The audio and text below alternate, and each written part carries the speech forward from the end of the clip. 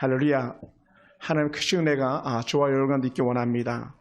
주가 주신 참된 평강이 여러분 가운데 있어서 참으로 힘에 겨운 때에 그럼에도 불구하고 넉넉히 세상이 감당할 수 없는 멋진 승리하는 성도들에게 원합니다. 저희 집에 물고기를 몇 마리 기르는데 물고기라 해서 대단한 건 아니고요. 구피예요. 구피. 조만한 손마디 하나 정도밖에 안 되는 작은 물고기 구피를 키우는데 제가 새벽 예배를 이렇게 올라가려면 구피들이 가만히 있어요. 가만히. 새벽 예배 끝나고 집에 가면요, 물고기들이 막 몰려들어요. 제가 그 앞에 이렇게 쳐다보면. 왜냐하면 먹이 달라고 몰려드는 거예요. 새벽에 가만히 있을 때 이렇게 보면 그 조그마한 구피인데도 불구하고 눈이 그냥 반짝반짝 빛나는 것 같아요. 근데 움직이지 않으니까 이 구피들은 뭐 하고 있는 걸까요? 자고 있는 거예요. 자고. 그러니까 물고기는 잠을 잘 때도 눈을 감지 않고, 또 물고기는 죽을 때도 눈을 감지 않고 그렇게 죽는답니다.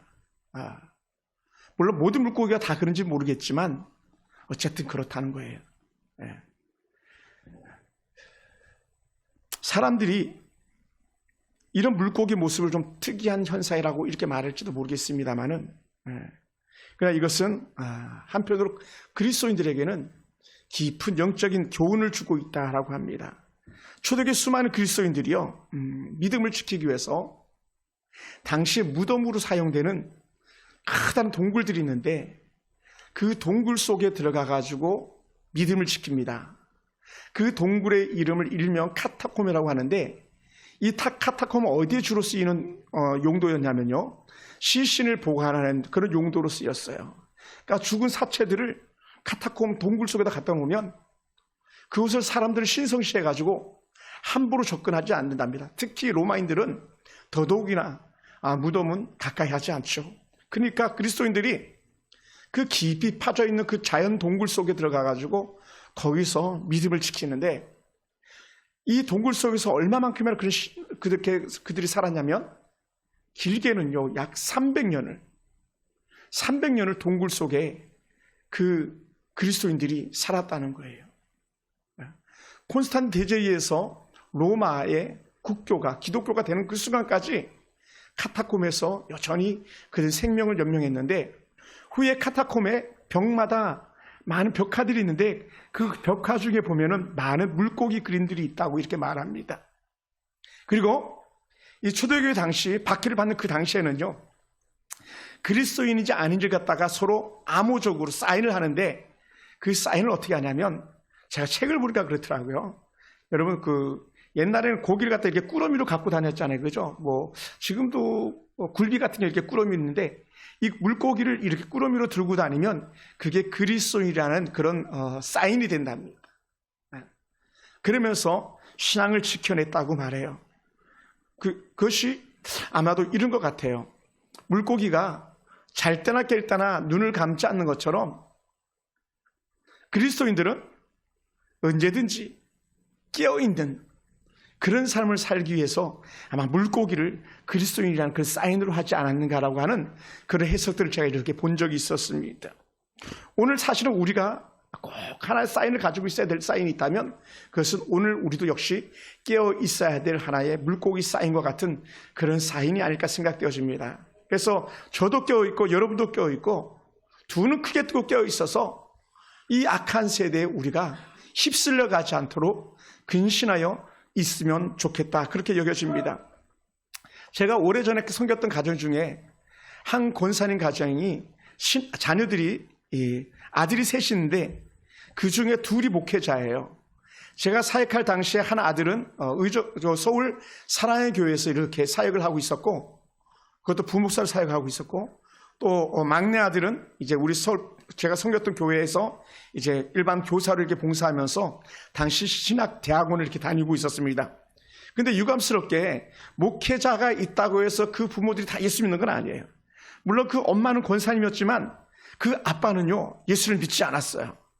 그러니 신학생 다시 말해 목회자 두 자녀들이나 또 그 부인 권사님은 얼마나 마음이 불편했겠습니까?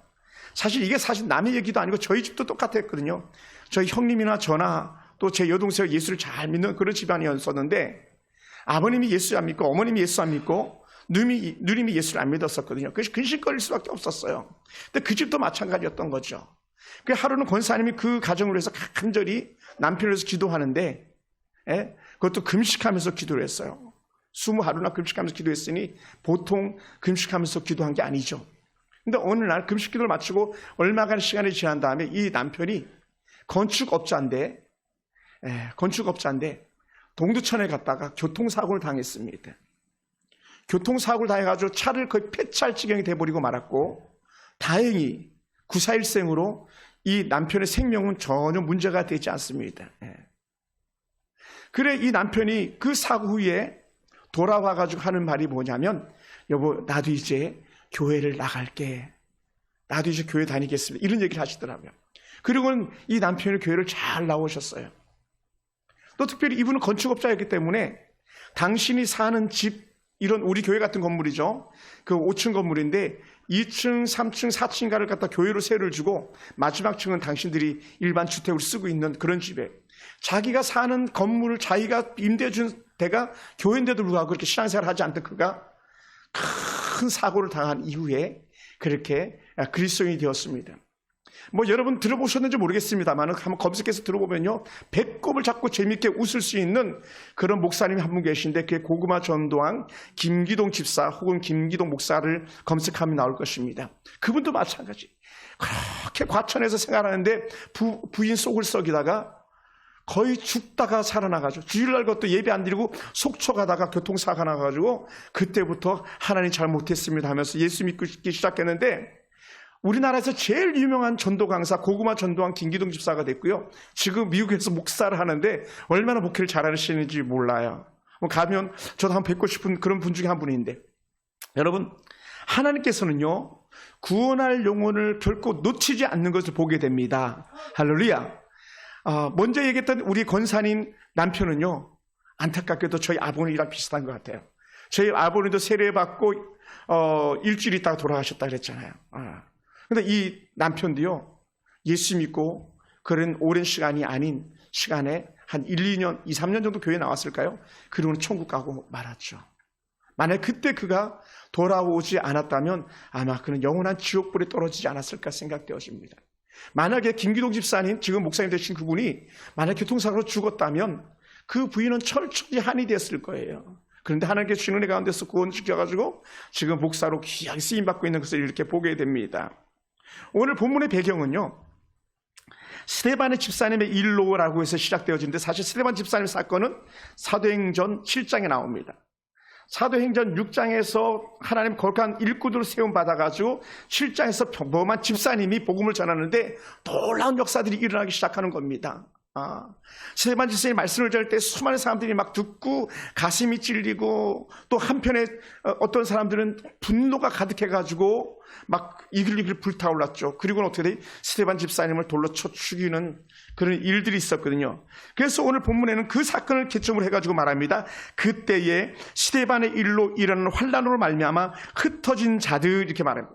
그러니까 스데반 집사님이 그 돌아가신 그 이후에요, 계속적으로 뭐가 일어나냐면요, 박해가 일어나는 거예요. 박해가. 다시 말하면 기독교인들이 신앙생활을 못하도록 계속 막는 거예요. 여러분, 우리가 읽지 않았지만 후에 가면은 12장에서도 예수님의 그 아름다운 제자 야고보가 12사도 중에 첫 번째 순교 제물이 되거든요. 그만큼 박해가 심한 그런 때입니다. 그러니 이 당시의 사람들이 카타콤 무덤에 가서 목숨을 연명할 수밖에 없는 그런 상황이 아닌가 생각됩니다. 근데 마침 그때 이 환란으로 인해서 수많은 사람들이 흩어졌습니다. 흩어졌어요. 그걸 갖다가 이제 사도 베드로는 흩어진 나그네 이런 표현을 쓰는데, 이 순례자들이 돼가지고 복음을 전합니다. 근데 그들이 어디로 갔냐면 베니게와 구브로와 안디옥까지 이르렀다, 이렇게 표현해요. 사실 베니게, 구브로는 어디냐면 섬이에요, 섬. 지중해 섬 가운데 있는, 그 지중해 섬 가운데 있는 그런 지명인데, 거기에서 복음을 들은 사람들이 육지 안디옥으로 가가지고 거기서 또다시 복음을 전한다. 이런 내용들이 오늘 우리가 읽은 내용들입니다.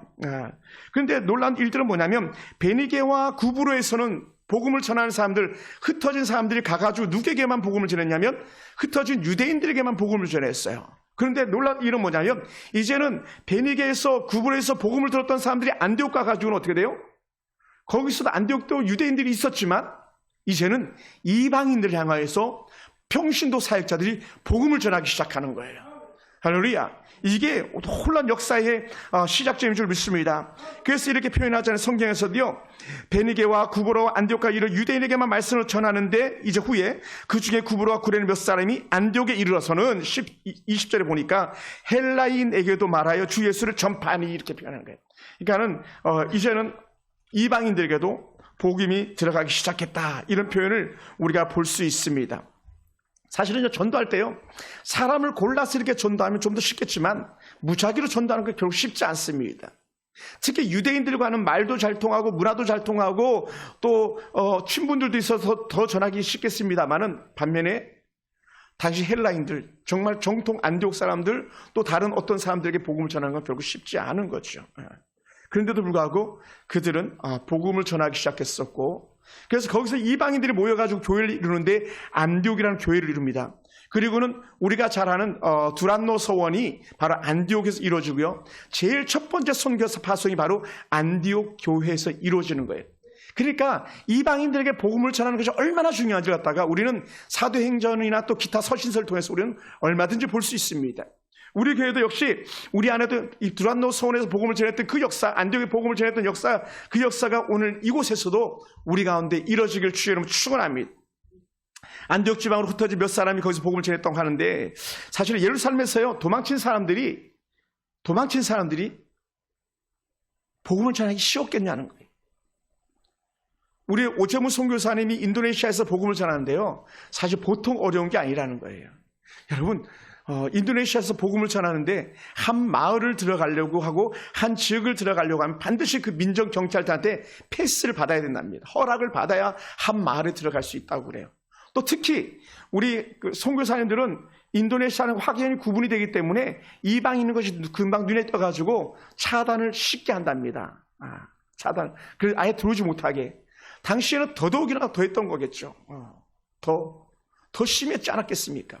그런데도 불구하고 그 안디옥에 가가지고 복음을 전했다. 이건 참으로 놀라운 일인 것을 우리는 볼 수 있습니다. 유대인들이 자기 지역을 벗어나서 그렇게 하나님의 놀라운 은혜 복음을 전하고, 또 유대인들에게 복음을 전하다가 당하기 쉬운 게 뭐냐면 왕따거든요. 왕따. 유대인들은 유대교를 갖다 숭배하는 거죠. 모세오경, 창세기, 출애굽기, 레위기, 민수기, 신명기, 이 모세오경만 갖다가 집중적으로 믿고 따르는 사람들인데, 내가 변화된 그리스도인이냐 이렇게 말하잖아요. 그러면 완전 적대적 관계가 돼버리고 말거든요. 그럼에도 불구하고 담대하게 복음을 전했더라는 거예요. 이거는요 참으로 귀한 용기가 아닐 수 없습니다. 그러니 그들은 자신의 의식주 문제, 가난의 문제까지도 해결해야 하면서 복음을 전했다는 거 결코 쉽지 않았다는 거죠. 그러니 그 당시 흩어진 그리스도인들이 복음을 전하는 이들을 위해서 바울도 권면하고 또 기타 서신서들 보면 권면하는데 어떻게 권면하냐면, 너희가 나그네와 행인들을 잘 대접하라 이렇게 표현합니다. 그 나그네와 행인들이 누구냐면요, 바로 이 복음을 전하려고 각곳에 흩어진 그런 유대인들이고 또 전도자들일 것이죠. 그래서 오늘 우리가 이런 놀라운 복음의 역사가 결국은 안디옥에까지 이르는 것만이 아니라 오늘 우리에게도 그 영향이 미친 줄로 믿으시기 바랍니다. 그 복음의 영향력이 있었기 때문에 제가 있는 거예요. 저희 고모님이 목사님이라 그러셨지만 저희 고모님의 기도가 있었기 때문에, 그럼에도 불구하고 우리 고모님의 조카인 제가 목사가 될 수 있지 않았나 생각되는 거예요. 왜냐하면 저희 가정에서는 목회자가 아버님 동기가들 다 포함해도 예수 믿는 가정은 많이 늘어났지만 목회자 저랑 고모님 외에는 없거든요. 그러니까 이게 복음의 씨앗이 놀랍게 역사하는 거예요. 오늘 안디옥 교회에 흩어졌던 복음이 오늘 두고 가는 모든 세대 가운데 전파되고 있는 것처럼 오늘 저와 여러분 가운데도 이런 은혜 역사들이 일어나기 원합니다. 그리고 오늘 성경이 또 뭘 말하냐면요, 우리 한번 읽어볼까요? 21절입니다. 21절. 같이 한번 21절 읽어봅시다. 주의 손이 시작. 주의 손이 그들과 함께 하심에 수많은 사람들이 믿고 주께 돌아오더라 라는 거예요. 할렐루야. 어떤 사람이요? 안디옥에서 복음을 전했던 사람들, 또는 구브로와 베니게에서 복음을 전하는 사람들에게 역사가 일어나는데 주의 손이 주와 그들이 함께함으로 말미암아서 복음 전파에 놀라운 역사가 일어났다는 거예요. 오늘 우리가 이런 역적 은혜를 갖다 우리가 기억할 수 있기 원합니다. 사실 당시 이방인들이란요 어떤 사람들입니까? 사실은 우리 동네는 좀 그렇게 평가하기 어떨지 모르겠습니다만 당시 이방인들은요 똑똑한 사람들의 대부분이요. 똑똑한 사람들입니다. 헬라 철학으로 무장되어진 사람들입니다. 당시 학교가 세워진 스콜라 철학 학교가 세워진 그런 세대들이거든요. 그 똑똑한 사람들에게 가서 복음을 전했다. 이거 사실 쉽지 않죠. 예. 오늘 우리 젊은 청년들이 얼마나 똑똑합니까? 청년들의 이성이 말짱해가지고 하나님을 믿지 않는 그런 역사들이 얼마나 많이 있습니까? 특히 선진국의 부를 누리면 누릴수록 가지고 있는 한 현상이 있다면 눈에 보이는 것에 집중하지 눈에 보이지 않는 것에 집중하지 않는다는 거예요. 그러니 지금은 얼마나 우리가 잘 먹고 잘 삽니까? 그래 보이지 않는 하나님을 보라고 말하니 이 젊은 세대들, 똑똑한 지식 세대들이 결코 믿기가 쉽지 않은 거죠. 그런데요, 정말 똑똑하면, 정말 지혜로우면 그들은 보이지 않는 세계를 동경한다는 거예요. 할렐루야.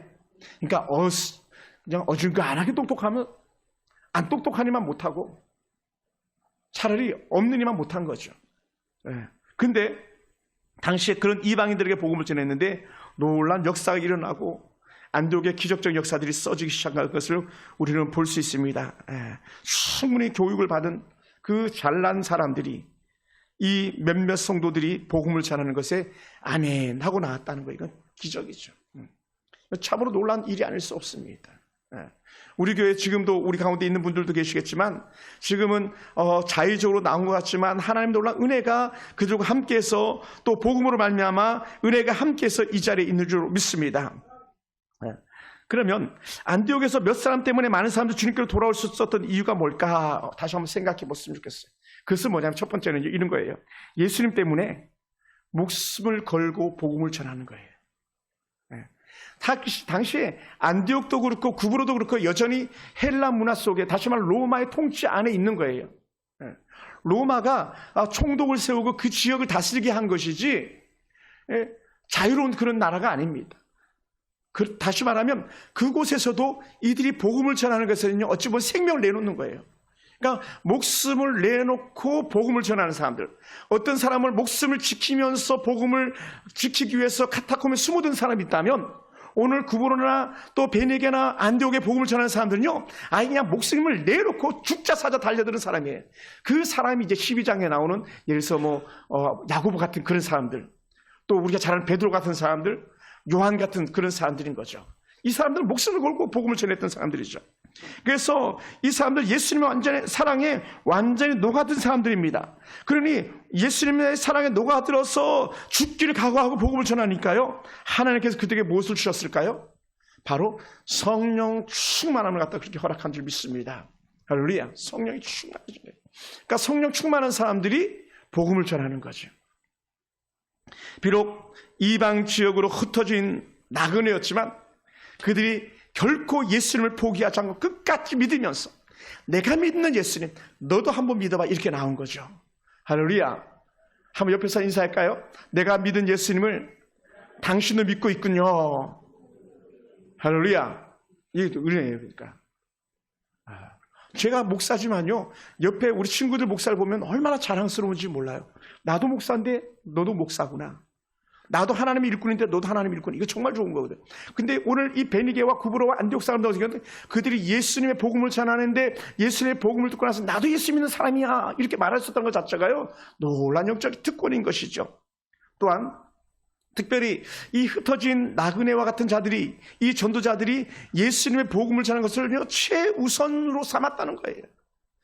당시 일반적 사람이라면 어떻게 돼요? 내 목숨이 최고지 하면서 때로는 카타콤에 숨어들었을지 모르겠지만 또 때로는 카멜레온 색깔을 바꾸면서까지 자기 목숨을 지키면서 나는 그리스도인이 아닌 것처럼 그렇게 살아야 되는데 이 사람들은 그렇게 살지 않았다는 거예요.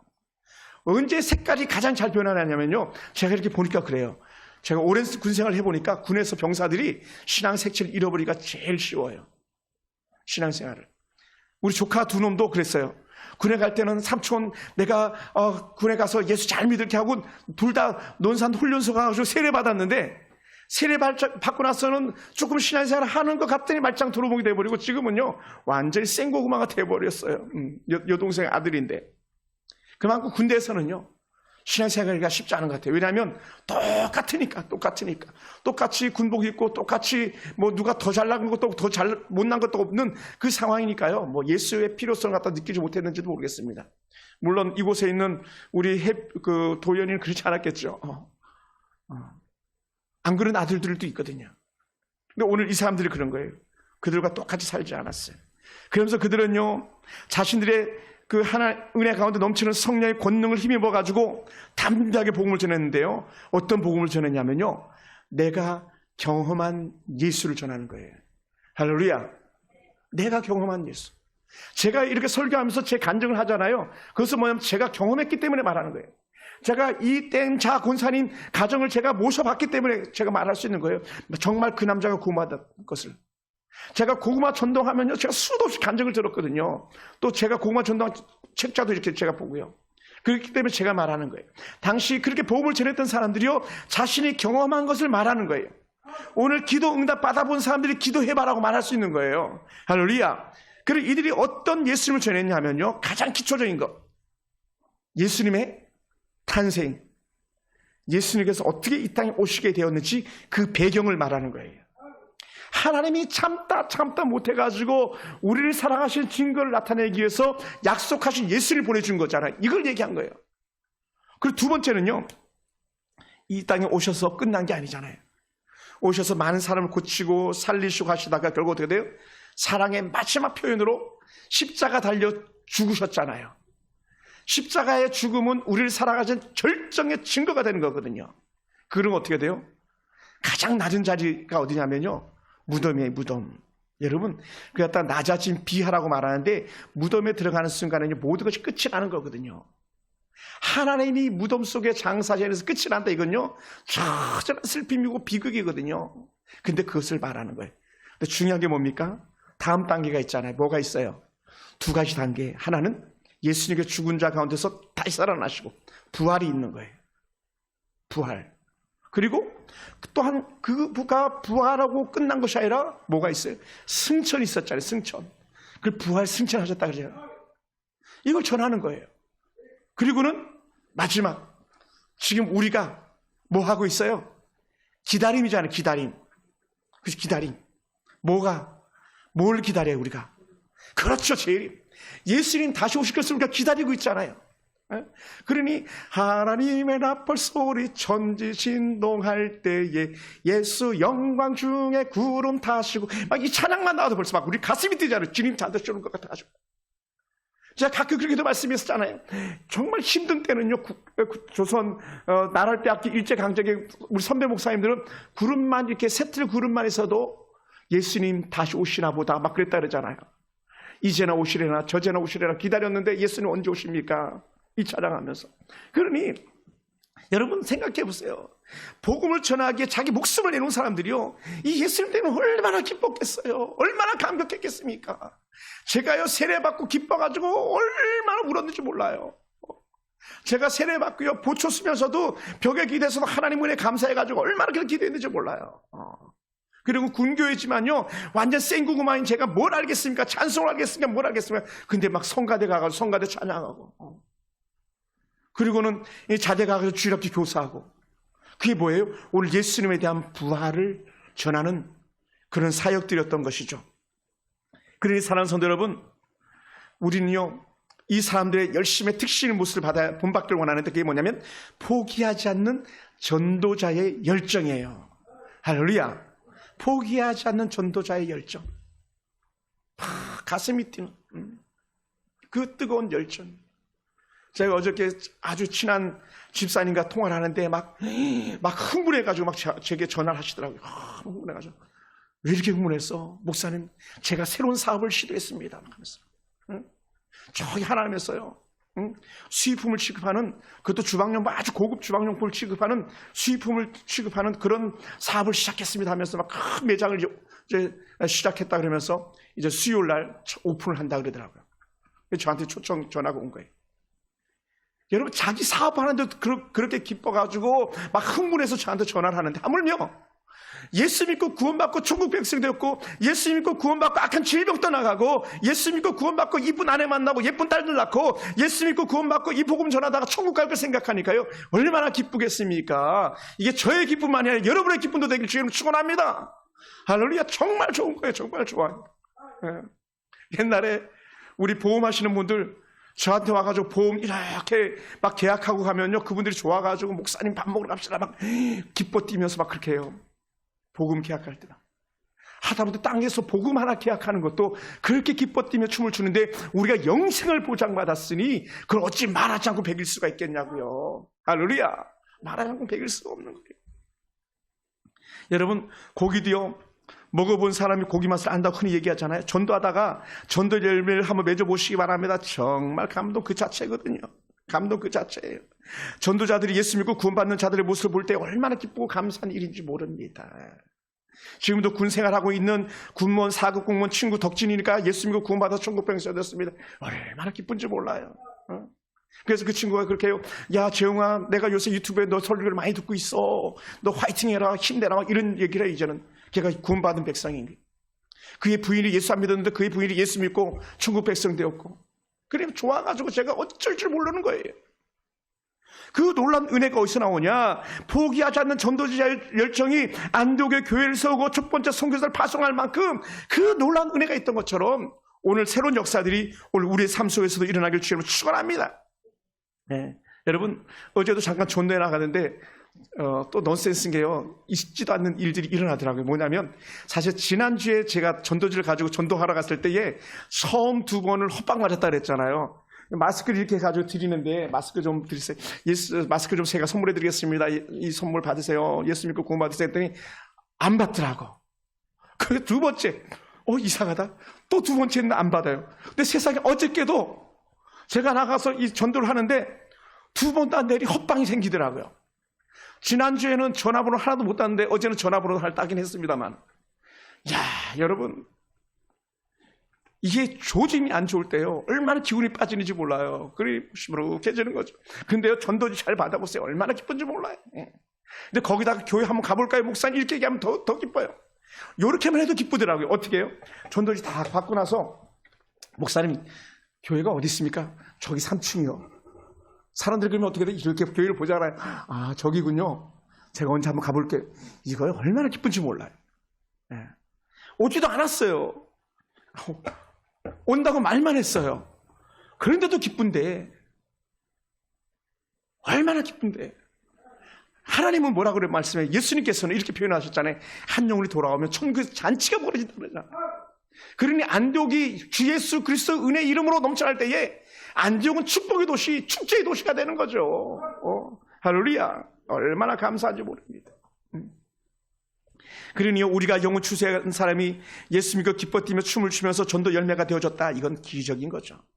우리 교회도 수많은 성도들이 전도했습니다. 예를 들어서 지금 오늘 특별히 일이 있어서 오지 못했습니다만, 우리 김태수 집사님 이런 분들이 김홍서 집사님을 전도해가지고요, 김홍서 집사님 세례를 받고, 또 그는 엄마를 전도해가지고 엄마가 또 세례를 받고, 또 우리 엔신 집사님, 한족 성도님인데 그 엄마가 세례받고 그 남편이 암병으로 돌아가셨습니다마는 김소명 성도님이 세례받고 병사에 세례받고 천국 가고, 그 아들이 예수 믿고 구원받고 천국 백성 되고, 우리 할머니 안태수 집사님, 명순여 집사님, 우영구 집사님, 장방문 집사님, 김영 집사님 등등 해가지고 많은 사람들이 이곳에서 세례받았습니다. 뭐 태어난 어린이들은 뭐 더 말할 것도 없고요.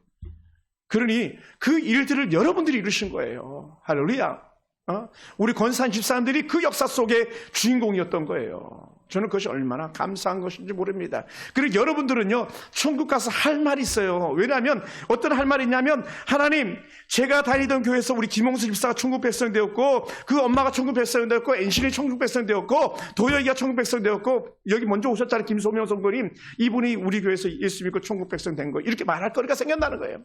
그리고 안디옥과 구브로와 베니게에서 복음을 전했던 사람들이 얼마나 기뻤겠습니까? 예수님께서요, 스데반의 사건 때문에요, 잘해서 벌떡 일어나셨다 그랬잖아요. 예수님이 스데반 집사의 돌에 맞아 죽어가면서까지 복음 전하는 걸 직접 보셨다 그러잖아요. 하물며 오늘 우리들 어떻게 하겠습니까? 우리 하나님께서 얼마나 기뻐하시겠어요? 오늘 여러분이 큰 복음의 씨앗을 뿌린 승리자가 된 줄로 믿습니다. 할렐루야. 지금 제가 거명한 분들이 지금 다른 각각 교회에서 때는 중교에서 신앙생활을 하고 있습니다만 그들이 그곳에서 큰 역사 이룰 줄로 믿습니다. 우리 김태희 사람 친구 증영 성도님 같은 경우도 이제 중국 교포인데 어쩔 수 없이 중국 들어가셨지만 다 그들이 하나님의 백성 된 거 아니에요. 만약에 우리 서울 풍성한 교회가 없었다면요, 그들이 어디서 복음을 듣고 구원받은 백성으로 살겠습니까? 그게 하나님 놀라운 은혜가 아닌가 생각됩니다. 근데 어떻게, 그러면 하나님이 어떻게 이런 일이 있었습니까 했을 때요, 해답이 어디에 있을까? 해답. 한번 따라해볼까요? 해답이 있습니다. 우리가 아니라 하나님이 하셨습니다. 어디요? 21절. 다시 볼까요? 21절. 주의 손이, 시작. 주의 손이 그들과 함께 하심에 수많은 사람들이 믿고 주께 돌아오더라. 할렐루야. 주의 손이 그들과 함께 하심에. 베니게에서, 구브로에서, 안디옥에서 또 다른 각국에서 복음 전하는 이들과 함께 한 것이 주의 손이었다는 거예요. 여호와의 손, 주의 손, 하나님의 손. 그래서 끝나는 거예요. 그래서 전도자들과 함께하는 분이 계시니 하나님이셨습니다. 그러니 전도자들은 자부심이 생기는 거예요. 오늘 그리스도인들은 모두 다 전도자이기 때문에 여러분 영적 자부심이 있기 원합니다. 왜냐하면 여러분에게 주의 손이 함께하기 때문에 그렇습니다. 전도자들에게는 하나님이 함께 하신다는 증거가 나타났는데 그것이 주의 손이 함께 하신다고 하는 오늘 21절 말씀이 증거가 되는 것이죠. 그래서 전도하게 하시는 분도 하나님이시고 전도하여 열매를 맺도록 돕는 분도요, 우리 하나님이신 거죠. 할렐루야. 그래서 하나님의 손으로 하시는 모든 일은 반드시 승리가 있습니다. 하나님의 손길이 임하는 곳에는요, 하나님의 역사가 나타나는 거예요. 역사가 나타납니다. 스데반의 순교 현장에 하나님의 역사가 일어난 것처럼, 천상에서 주님이 순교 현장을 보신 것처럼 오늘 저와 여러분이 믿음으로 사는 그 현장, 여러분 믿음으로 복음을 전하는 그 역사적 현장에 하나님께서 함께 하신 줄로 믿습니다. 할렐루야. 저는 그것을 믿어요. 저는 그것을 믿습니다. 왜냐하면 하나님께서 복음을 전하던 스데반 집사가 하늘문이 열린 걸 보았잖아요. 우리는 그냥 찬양하면서 하늘문이 열리고 은혜의 빛을 그냥 찬양하는데, 전도하던 스데반은요, 정말 하늘문이 확 열린 걸 보고 예수님께 자리에 일어나서 그를 바라보는 것을 스데반 집사는 보잖아요. 누가 봅니까? 전도자가 보는 거예요. 저 같은 목사라는 타이틀이 아니라 집사님, 권사님 같은 여러분들이 그 영광을 보는 줄 믿습니다. 할렐루야. 정말이에요. 그 놀라운 영적 은혜를요, 여러분 기대해 보시기 바랍니다. 기도자에게 역사하는 것은요, 바로 하나님의 손입니다. 성도들이 부르짖으면서 기도할 때 하나님의 돕는 손길이 임하는 줄로 믿으시기 바랍니다. 다니엘이 사자굴에 들어갔을 때 사자를 굴에서 다니엘을 품어준 것이 주의 손길이 아닌가 생각되어집니다. 사드락과 메삭과 아벳느고가 불구덩이 안에 들어갔을 때도 품어주시는 하나님의 손길이었던 것처럼 오늘 저와 여러분을 품어주시고 이끌으시고 돌봐주시는 분이 우리 하나님인 줄 믿으시기 바랍니다. 할렐루야. 요단강을 건널 때에 법궤를 든 제사장의 발걸음을 인도하신 분이 하나님이셨던 것처럼 오늘 죽은 자를 향할 손을 내밀 때 벌떡벌떡 일어나게 하셨던 예수님의 부르심이 하나님의 역사였던 것처럼 오늘 우리 삶 속에 그러한 은혜가 일어나기 원합니다. 사랑하는 성도 여러분, 그런 여러분의 가정과 기업이 잘 되길 원하십니까? 혹 하다가 하던 일이 막혔다고 생각하는 분이 있습니까? 또 때로는 이런 사람들도 있을 수 있어요. 하나님 왜 내 삶을 이렇게 고달픕니까 하면서요, 정말 힘에 겨운 사람들도 있습니까? 그런 사람들이 취해야 될 때도가 있는데 그것은 뭐냐면 요청을 하시는 거예요. 어떻게 해요? 한번 따라해 볼까요? 하나님, 주의 손을 내게 내밀어 주시옵소서. 할렐루야. 하나님의 손이 내게 내밀어지면 되는 거예요. 모세가 홍해 앞에서 여호와의 지팡이를 내밀었던 것처럼 하나님의 손을 우리가 내밀기만 하면 우리 삶은요, 끝나는 거예요.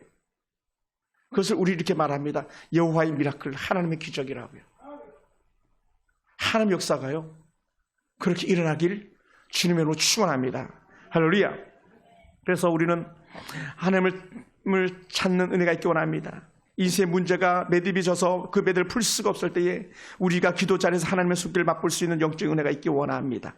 우리 한국 교회가 붕의 역사를 써갈 때가 언제냐면요, 언제든지 기도자들의 자리가 비지 않았을 때고요, 전도자들의 목소리가 끊어지지 않았을 때예요. 우리의 한국이 왜 이렇게 잘 살게 되었습니까? 그것은요, 기도자들의 소리가 흩어지지 않고 기도자들의 소리가 끊어지지 않았을 때였었어요. 복음이 가장 흥하게 전해질 때에 하나님의 가장 거룩한 역사들이 일어났던 것이죠.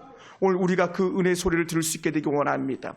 지금도 마찬가지로 우리나라에서도 가장 많은 복음이 전파되는 도시고 가장 많은 그리스도인들의 빈도가 높은 곳은요, 언제든지요, 부요한 도시인 거예요. 가장 부요한 도시. 하나님께 복 주고 복 주며 번성케 하고 번성케 하는 그런 도시. 그 도시에 하나님의 은혜가 깃들여 있는 줄 믿습니다. 할렐루야. 사랑하는 성도 여러분, 우리는 세상 노름이 아니라 하나님의 도움의 손길을 바라보는 사람들인 줄로 믿습니다. 하나님 오늘 저와 여러분의 손을 들어주시고 우리 각 사람을 안수하시길 축복합니다. 하나님 우리 독산동에 성령의 바람이 불게 하시고 악한 질병은 떠나가고 가난의 저주와 황폐한 심령의 저주가 다 떠나가기를 주님으로 축복합니다. 하나님의 손길이요 모든 각 사람에게 축복의 통로가 되기 원합니다. 많은 사람들이요 요즘은 험하고 헛하는 것에 사로잡혀 사는 것을 볼 수 있어요. 그것이 전부인 것처럼 여기며 사는 것이 있는데 그 첫 번째가 뭐냐면 자신이에요. 자신. 자신의 몸이 전부인 것처럼 여기면서 살아요. 그러다 보니까 어떻게 돼요? 자기 몸만을 위해서 온 것을 다 써버리고 맙니다. 그리고 또 하나는 사람들이 실패하는 것들 중에 하나가 뭐냐면 자기 시간에 전부 자기 건 줄 알고 착각하고 살아가고 있어요. 그래서 잘못된 중독에 빠지는데 어떤 중독에 빠지냐면 자기만을 사랑하는 자기 중독에 빠지고 맙니다. 그러다 보니까는 때로는 자기 몸 관리, 자기 치장 관리 등등 해가지고요 정신을 잃어버리고 마는 거예요. 혼미해지고 맙니다. 또 어떤 사람들은 자기 시간에 전부 자기 건 줄 알고 손에서 놓지 않는 것이 있는데 그것은 뭐 이런 것일 수도 있겠죠. 뭐 예를 들어서 핸드폰일 수도 있고요. 또 다른 어떤 것일 수도 있겠죠. 지금 얼마나 우리가 혼탁한 세대 속에 살아갑니까? 제가 불과 얼마 전에 택시에서 봉투에 마약 봉지를 두고 내렸던 사람이 검거됐다고 그랬었는데 또 얼마 전에는요 그 이후죠 편의점에서 젊은 청년이 마약 든 봉투를 갖다가 놓고 나갔다가 그것이 발각이 돼가지고 검거됐다 그러는데 너무도 뻔뻔들 하더라는 거예요. 여러분 우리나라 원래 마약 청정국이었거든. 지금 청정국이 아니에요. 청년들이 정신이 어디로 쏠리고 있는지 갖다가 우리는 잘 돌아볼 수 있게 되기 원합니다. 정말 하나님의 은혜가 하나님의 복음이 우리 자녀들을 감싸길 주로 축원합니다. 세상 험하고 헛하는 것은 우리 아이들이 빠지는 것이 아니라 하나님의 은혜 복음에 하나님의 은혜 말씀에 빠져가는 은혜가 있길 주로 축원합니다. 그래야 사는 거예요. 우리 그걸 볼 수 있게 되기 원합니다. 그래서 오늘 우리 자녀들이 하나님의 은혜 가운데 자라기 원합니다. 어떤 아이는 3살만 돼도 벌써 어플을 다 깔을 수 있다 그러네. 핸드폰에 어플을 깔을 수 있고. 엄마들은 일부러 애들 돌기 힘드니까 핸드폰 던져주고 이거 보고 있어 하면서 아이들을 갖다가 돌봐줬더니 핸드폰 중독이 돼버리고 말았다는. 그리고 핸드폰 중독자들은요 뇌를 찍어보면 뇌의 구조가 벌써 다르대요. 게임에 중독된 애들은요 게임 중독된 애들은 뇌 구조가 다르대요. 건강한 뇌를 가질 수가 없는 거지. 하물며 세상 노름에 빠진 사람이 무슨 영적인 건강한 모습을 갖겠습니까? 우리는 그래서 하나님의 은혜가 필요한 거예요. 할렐루야. 하나님의 은혜가 필요해요. 주중에 친구 목사님을 잠깐 우리 교회 와서 만나면서 얘기를 들어온대로 나누는데 그 목사님은요 아이가 성경을 엄청 많이 외우더라고요. 로마서 8장을 다 외운대요. 요한 1서를 다 외운대요. 고린도서 12장, 13장, 14장을 다 외운대요. 좀 하나 어린아이가. 그래서 제가 궁금해가지고 제가 주일학교를 전도사 때 가르친 아이가 하나가 있었는데 그 아이가 성탄절 예배 때 누가복음 1장인가를 둘둘 다 외웠어요. 앞에서. 여자인데 초등학교 1학년 여자인데. 그래서 제가 궁금했어요. 그 장로님한테 제가 문자를 넣었어요. 아직 답은 오지 않았는데 장로님 제가 그때 지도했던 민리마하고 등결이가 어떻게 지내고 있습니까? 그 아이가 어떻게 자랐는지 궁금합니다. 모르겠는데 그 아이들 나이가 한 35 정도 된 것 같아요. 그 당시에 초등학교 1학년이었으니까. 궁금한 거예요. 그 당시에 하나님의 말씀으로 살던 아이들, 하나님의 말씀을 암송하면서 자라는 아이들의 모습이 궁금한 거예요. 네. 여러분, 우리는 어디에 미쳐서 돌아다니고 있습니까? 안디옥이나 구브로나 베니게에서 복음을 전했던 사람은요, 예수에 미친 사람들인데 오늘 우리는 무엇에 정신을 뺏기고 살아가고 있는지 우리가 한번 돌아볼 수 있게 되기 원합니다. 곧 추석 명절이 다가옵니다. 이번 명절은요, 그냥 평범한 명절이 아니라 누군가에게는 예수님을 단 한마디라도 해볼 수 있는 그런 명절이 됐으면 좋겠습니다. 물론 예수 믿는 가정은 가정 예배를 드리면서 모여서 함께 행복한 예배 타임을 갖겠지만 그렇지 않은 가정은 사실 쉽지 않거든요. 그런데요, 여러분, 기회가 그렇게 많지 않잖아요. 저희 어머님이 아파트 엘리베이터 앞에서 넘어지시고 물에 미끄러서 넘어지시고 불과 8개월 만에 천국 가셨는데 이번 추석에 만났던 그분을 내년 설에 만날 수 있다는 보장이 어디 있겠습니까? 나이가 들었든 나이가 젊었든 누구도 예의가 없더라고요. 코로나19로 수많은 사람들이 힘에 겨워하는 때를 보내고 있는데 지하에 있는 우리 장로님은요, 코로나 예방접종, 살려고 예방접종 맞다가 2번이나 입원하셨다 그러면서 7kg가 빠져가지고 어저께 홀쭉해가지고 나타나셨더라고요. 장로는 도대체 왜 그렇게 됐습니까? 했더니 살려고 예방접종 맞았더니 내가 이렇게 되었네요. 그러면서 오늘 본 사람을요, 내일 볼 수 있다고 하는 그런 확실성은 누구에게도 없습니다. 여러분, 한 사람을 품어갈 수 있게 되기 원합니다. 한 영혼 한 영혼 품고 하는 은혜를 나눌 수 있게 되기 원합니다. 이번 명절은요, 그래서 한 영혼이라도 품어가지고 하나님의 자리에 올릴 수 있는 그런 기회가 되기 원합니다. 그래서 올가을에 한 사람이 한 사람을 전도해서 하나님의 품에 안겨드리면 하나님은 벌떡 일어나서 춤을 추며 기뻐하며 천국에서 잔치를 벌리신다고 하셨으니 그 잔치 노름이 우리 가운데 일어나기 원합니다. 사랑하는 성도 여러분, 우리가 세상 노름에 취하여 살 것이 아니라 하나님의 은혜 가운데 취해가지고 오늘 멋지게 다시 하나님의 복음 들고 일어날 수 있는 거룩한 주의 백성 되기 원합니다. 제가 상투적으로 전하는 설교가 아니라 여러분 심령 속에 한마디, 하나님 나에게도 한 영혼 주시옵소서, 이 고백이 마음판에 새겨지기를 주님의 이름으로 축원합니다. 기도하겠습니다.